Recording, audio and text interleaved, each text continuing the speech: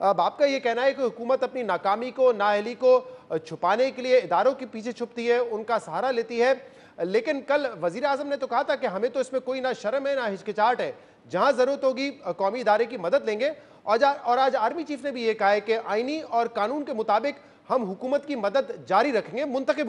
हुकूमत की मदद जारी रखेंगे। तो ये तो तासुर कहीं से नहीं मिला आज आर्मी चीफ की तकरीर भी सुन के कि हुकूमत जो है वो फौज को आगे कर रही है या इदारों के पीछे छुप रही है। देखिए शहजाद, अगर आपने वज़ीर आज़म साहब की तकरीर सुनी हो जो कल उन्होंने की है, नहायत ही अफसोस से मुझे कहना पड़ता है कि अगर किसी नायब कासिद को भी खड़ा किया जाए तकरीर करने के लिए तो वो ज़्यादा जिम्मेदारी का मुजाहरा करेगा। जिस दर्जे में और जिस लहजे में उन्होंने कल गुफ्तगू की है वो किसी भी वज़ीर आज़म का शायाना शान नहीं है। आप मुझे बताइए कि जब वज़ीर आज़म ये खड़ा होकर कहेगा कि हमारे मुल्क का जो हसास तरीन सिक्योरिटी का इदारा है वो मेरी भी जासूसी करता है, वो पिछले वज़ीर आज़म की भी जासूसी करता था और वो उनकी दौलत की ताक में रहता था और उसके पास सबूत थे कि वो क्या करप्शन कर रहे हैं, तो क्या ये इदारों की इज्जत हो रही है कि जिन इदारों का मैंडेट है कि वो सिक्योरिटी के ऊपर काम करें और उनके जो मुखालफिन हैं जब ये बात करते हैं कि ये इदारे अपने हदूद से तजावज़ कर रहे हैं, वज़ीर आज़म साहब तो खुद इस बात को मुतनाज़ा बना रहे हैं। और उन्होंने कल ये दावा किया कि जनरल ज़हीरुल इस्लाम साहब के पास वज़ीर आज़म नवाज शरीफ साहब के सारे सबूत थे। अगर वो सबूत थे तो वो सबूत पेश क्यों नहीं किए गए? अगर वो सबूत उनके पास मौजूद थे उन्हें किसी अदालत में क्यों नहीं पेश किया गया? फिर 2-3 साल तक क्यों खामोशी रखी गई? ये इस बात का सबूत है कि कोई सबूत नहीं थे और ये अपनी पसंद के साथ इन कौमी इदारों को अपने सियासी तनाज़े में झोंकते हैं, जिससे ये अपने मुखालफिन की पोजीशन कॉम्प्रोमाइज़ नहीं करते बल्कि नहायत ही हसास हमारे जो कौमी इदारे हैं उनकी पोजीशन को कॉम्प्रोमाइज़ करते हैं और उनको अपने सियासी तनाज़ात में एक फरीक बनाने की कोशिश करते हैं। और यही बात हम कह रहे हैं कि अब जबकि उनके पास अपनी सियासी जंग हार चुके हैं तो ये कौमी इदारों को बीच में लाकर उनकी आड़ में छुपकर अपना बचत तलाश करते हैं और फिर जो ये कहते हैं कि मैं फौज को इस्तेमाल करूंगा। मुझे आप ये बताइए कि दुनिया का कौन सा मुल्क है या पाकिस्तान में टिड्डी दल पहली दफा आई है? ये हर साल पैदा होती है, हर साल हर हुकूमत इससे निपटती रही है और अगर ये थोड़ी बेकाबू भी हो जाए तो इसका ऑपरेशन ज्यादा से ज्यादा तहसीलदार का नहीं तो असिस्टेंट कमिश्नर लेवल का है जो अपने इलाके में इसके ऊपर मुनासिब बंदोबस्त कर लेता है। अब अगर हम इन हालात में जबकि हमारे खत्ते में सिक्योरिटी के इतने खदशात हैं, आप लाइन ऑफ कंट्रोल को देख रहे हैं, हमारा जो मगरबी सरहद है हर दूसरे तीसरे दिन चाहे वजीरिस्तान है चाहे बलूचिस्तान है कोई हमारा ऑफिसर कोई जवान शहीद होते हैं। एक तरफ हम नहायत हसास सिक्योरिटी इन्वायरमेंट में है, दूसरी तरफ हुकूमत की नालायकी की वजह से वही फौज के जिसको इन हालात में 100% सिक्योरिटी पे नजर रखनी चाहिए हम उसको ला रहे हैं नाले साफ करो, गलियां साफ करो। लेकिन देखिए माजी में अगर कभी ऐसा होता है तो कोई ना कोई ऐसा बयान आता है जिससे पता चलता है कि वो इदारे भी खुश नहीं है इस रोल से, लेकिन यहाँ पर मसला ये नहीं है ना,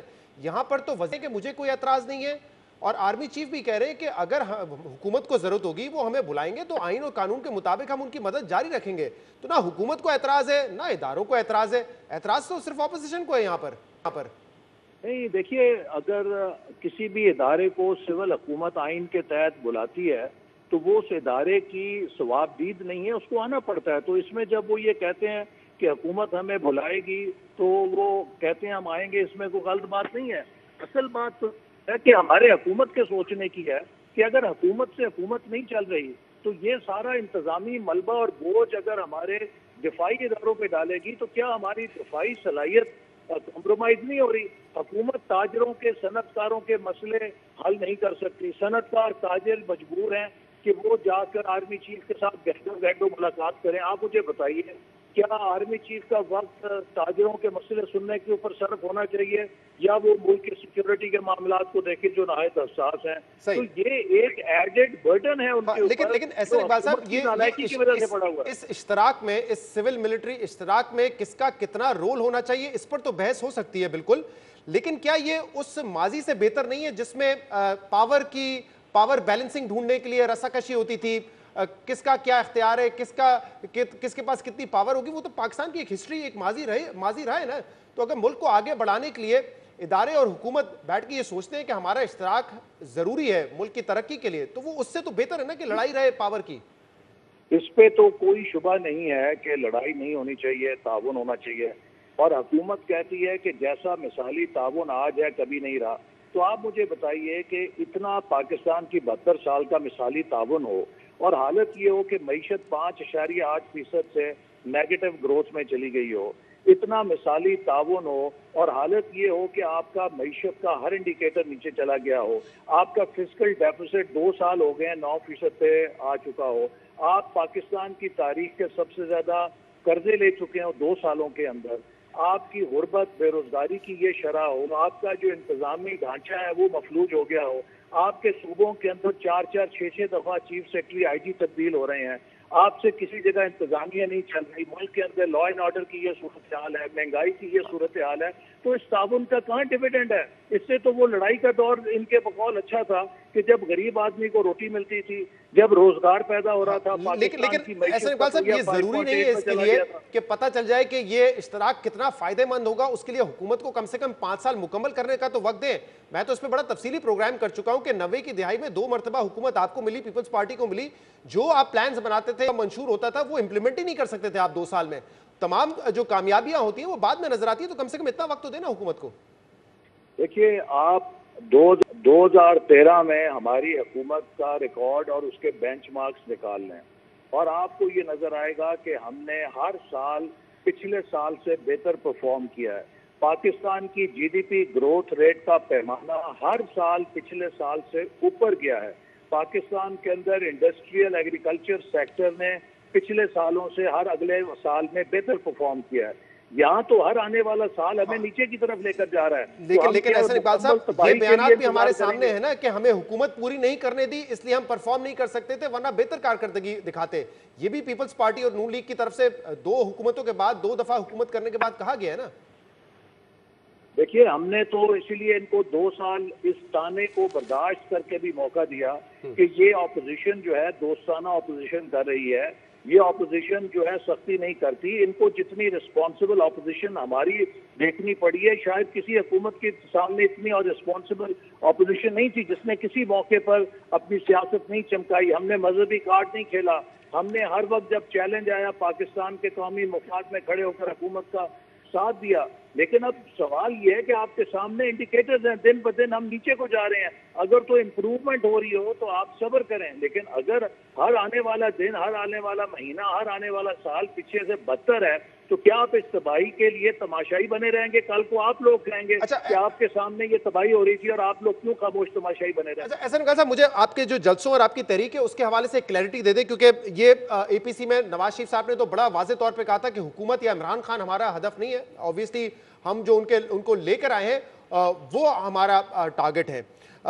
اس کے بعد اعلامیے میں بھی اس طرح کی کئی شکیں موجود تھی، لیکن اس کے بعد میں نے سنا ہے جس میں خاقان عباسی صاحب کہتے ہیں کہ جو فوج کی لیڈرشپ ہے، اداروں کی لیڈرشپ ہے، اس کا کوئی عمل دخل نہیں تھا الیکشن میں۔ میں نے فضل الرحمان صاحب کو سنا، وہ کہتے ہیں کہ ہمارا کوئی اختلاف نہیں ہے اداروں کے ساتھ، مریم کی طرف اشارہ کرتے ہیں، مریم نواز صاحبہ کی طرف، کہتے ہیں ان کو بھی کوئی اختلاف نہیں ہے۔ تو جب اختلاف ہی نہیں ہے، ان کا کوئی رول ہی نہیں ہے، تو پھر یہ بار بار کس کی طرف اشارہ کرتے ہیں کہ ان کو لانے والوں سے ہمارا مقابلہ ہے؟ دیکھیے، 2 چیزیں ہیں جن میں فرق کرنا بہت ضروری ہے۔ پاکستان کی فوج ایک پروفیشنل ادارہ ہے، وہ سپاہی، وہ افسر جو ہماری سرحدوں پہ کھڑے ہیں، جو شہادتیں دے رہے ہیں، وہ ہماری قوم کے ماتھے کا جھومر ہیں اور کسی شخص کو ان سے اختلاف نہیں۔ ہماری حکومت نے فوج کے ادارے کو مضبوط کرنے کے لیے جتنا بجٹ دیا، جتنا ساز و سامان کے لیے بجٹ دیا، جتنی سپورٹ کی، اس کی کوئی مثال نہیں ملتی۔ لیکن اس کے ساتھ پاکستان کی ایک تاریخ ہے کہ پاکستان میں ایک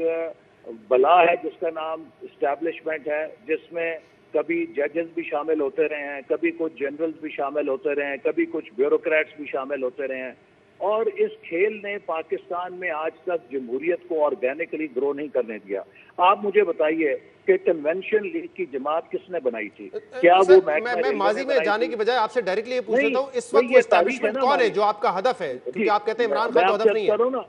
یہ اسٹیبلشمنٹ وہی ہے کہ جس نے کاف لیگ بنائی تھی، یہ اسٹیبلشمنٹ وہی ہے کہ جو اس ملک کو ایک بندوبست کے ذریعے چلانا چاہتی ہے۔ ہم یہ کہتے ہیں کہ اس ملک کو آئین کے مطابق چلائیں۔ دیکھیے، ہر چیز جو آپ بازار سے لاتے کاف ہیں لیگ جو مشرف نے بناتے ہیں بنائی تھی، ساتھ پرویز ایک مشرف مینول کے ہوتا اوپر جا کے تو اب نہیں اب یہ دھرنا دینے جا رہے ہیں، یہ جلسہ کرنے جا رہے ہیں۔ ہے۔